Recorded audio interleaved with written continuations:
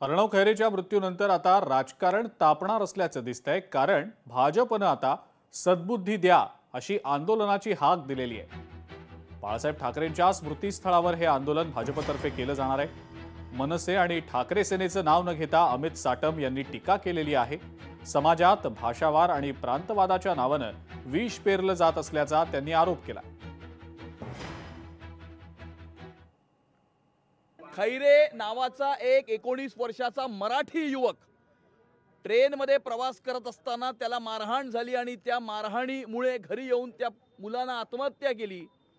काही लोक आपलं संपलेलं राजकारण पुन्हा एकदा जिवंत करण्याकरता भाषावाद, प्रांतवाद, समाजामध्ये तेढ निर्माण करणं, विष पसरवणं अशा प्रकारच्या गोष्टी ते करतायत आणि तमाम मराठी जनता आणि मुंबईकर उद्धव ठाकरे आणि राज ठाकरेंना प्रश्न विचारते की तुम्ही आपलं संपलेलं राजकारण पुन्हा एकदा जिवंत करण्याकरता ज्या प्रकारचं विष या समाजामध्ये आपण पसरवताय आणि त्याच्यामुळे आज एका मराठी तरुणाला, मराठी युवकाला आपला जीव गमवावा लागला।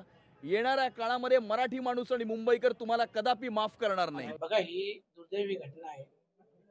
अशा घटनेचं राजकारण करू नये एवढं माझं स्पष्ट म्हणणं आहे। आता जर एखाद्याला अशा राजकारणाची सवयच असेल तर त्याने त्याची गरज लागत असेल, त्याला मी काही करू शकत नाही। परंतु दुर्दैवी घटना आहे आणि त्या घटनेचं राजकारण होऊ नये। हा महत्त्वाचा जरी प्रश्न असला तरी हा प्रश्न हा कायदा सुव्यवस्थेचा पण तेवढाच प्रश्न आहे।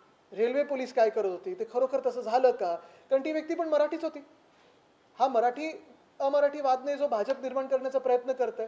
मुळात हा एक जरी महत्त्वाचा प्रश्न असला तरी पुन्हा एकदा मी ह्या प्रश्नावर तुम्हाला आणीन, कारण तो कायदा सुव्यवस्थेचा प्रश्न जो आता मी घेतला, महिलांचा सुरक्षेचा असेल किंवा हा सुरक्षेचा असेल। आता मध्यंतरी ते 2 ट्रेन घासून मध्ये जी लोक चिरडली गेली त्याच्यावर कुठे काय रेल्वे मंत्रालयाकडून आलेलं? लोकशाही मराठी ऐका, पहा, जागरूक रहा।